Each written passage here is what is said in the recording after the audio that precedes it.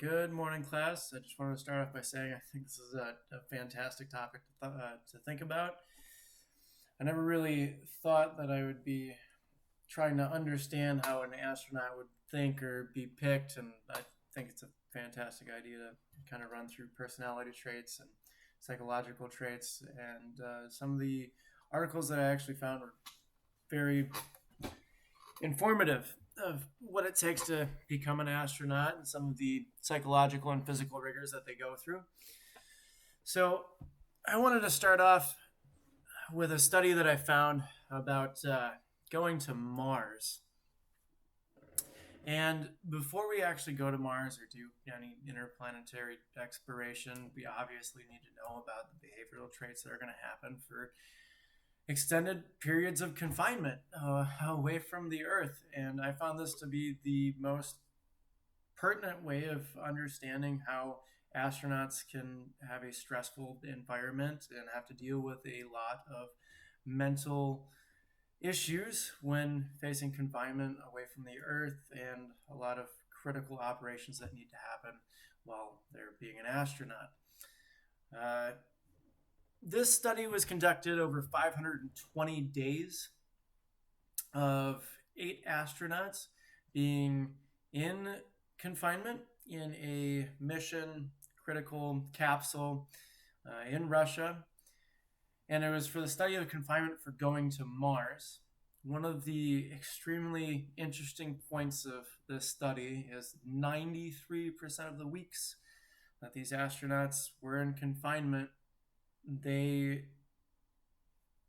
put on their survey that they were severely depressed. Almost every single one of them, besides 2 of them. Along with this, many of the astronauts dealt with sleep deprivation as there was no clear sleep to wake circadian rhythm cycle, and obvious issues with mission critical equipment and mission control, giving them either difficult answers or difficult things to overcome, exacerbated and really brought out the stress and tension between the team. This study was very eye-opening to me, especially when considering only one person has spent more than a year in space, and most spend 6 months, a year in space. And understanding the psychological rigors of staying in space for an extended period of time is kind of crazy to think about, to tell you the truth. Going through life and being accustomed to being on Earth and seeing humans every single day besides the same people within your house in a confined space. It's the same thing if you think about inside of a jail cell or a prison, how solitary confinement is how they break a person or punish a person for, any negative impacts that they have. And that's actually quite a lot of studies that have been proven that a form of torture is to put a person in solitude. Now, even though you're with a group of people and you're not forcibly confined, you are away from your home planet. It is a form of confinement. You can't leave your immediate area without some sort of protection. And you're definitely dealing with a high stressful environment, especially when mission control needs you to perform at a level that you need to perform at to be an astronaut. I also find this category and understanding this pretty interesting because in the military, I'm sure plenty of us that were in aviation in the military. Everybody gets that blanket email about, hey, do you want to think about being an astronaut? NASA is accepting applications right now if you would like to fill one out. And I consciously thought about that for a long time when I was in the military. And I looked at the process of what it would take to be an astronaut. And I think that's what deterred me more than anything else. It's roughly a 4-year process for you to possibly get chosen to be an astronaut. Now, of those things, massive psychological tests and physical rigors for obvious reasons. But I obviously decided not to try to become an astronaut. I, it takes a very unique person to become an astronaut. And when consciously thinking about becoming an astronaut, I feel like you look at yourself and think about yourself significantly in that aspect. There are many personality traits about myself that I believe that I could not make it simply to be the person to be able to perform at such a high level simply for psychological reasons or being away from home for an extended period of time. Those things really weigh on a person, and most normal people can't take that. One of the next studies that I read really broke down. It was probably the most fantastic study I actually found because it breaks down the latter stages of the astronaut selection. It breaks down all the personality traits that NASA looks for. And if you guys have a chance, take a look at it. It's my reference. It's called The Personality Characteristics and Trait Clusters and Final Stage Astronaut Selection.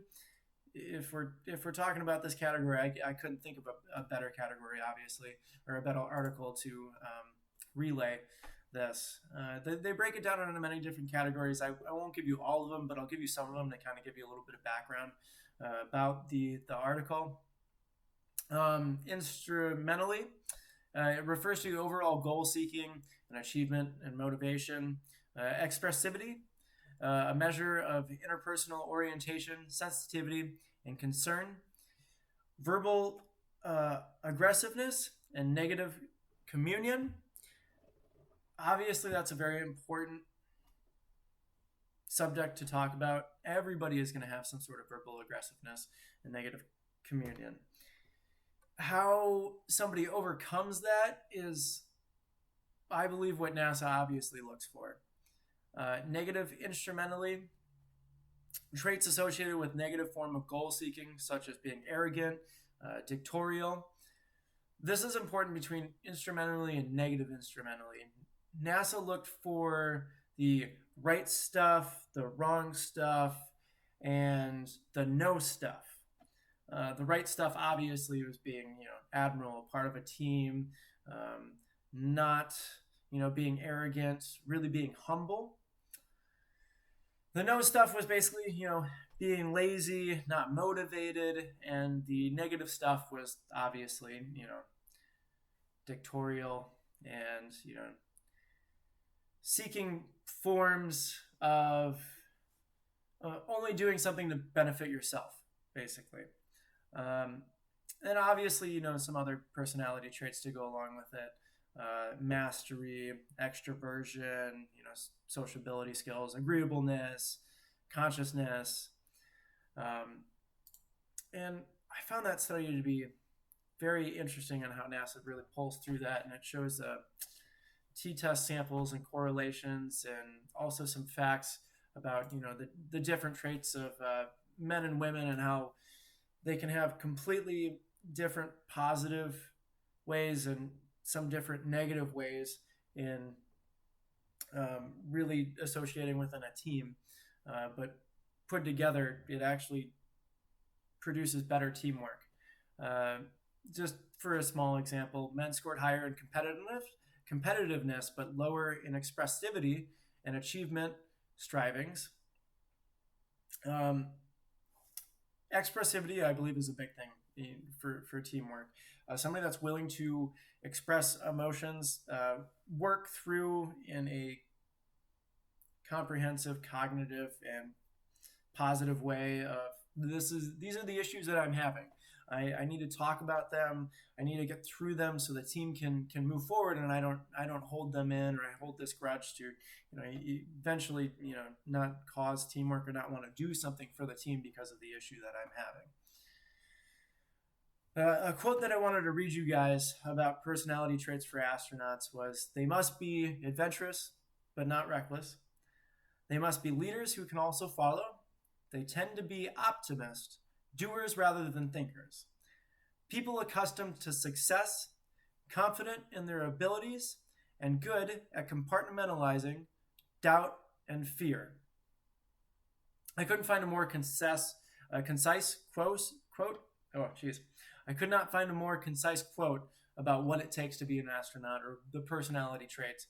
However, if it was coming from me, the biggest, obviously, personality trait that I would want to see from people is hungry, humble, smart, a high level of teamwork ability, and obviously the intelligence to go along with it, and the ability to compartmentalize and multitask for obvious reasons.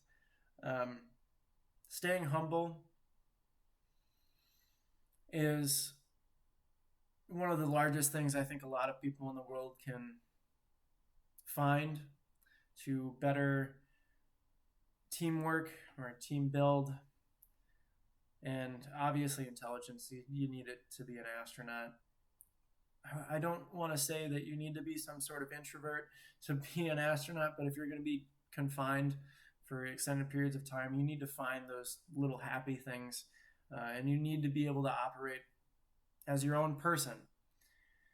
So I feel like that's one of the biggest things as well. You need to be able to work as a team, but also be able to pull away and be, I can do things on my own and be happy and not be depressed and not need other interaction with other people. But it only goes so far for extended periods of time. But thanks again, class. Hope you guys enjoyed it, and I look forward to reading through and watching some of your responses.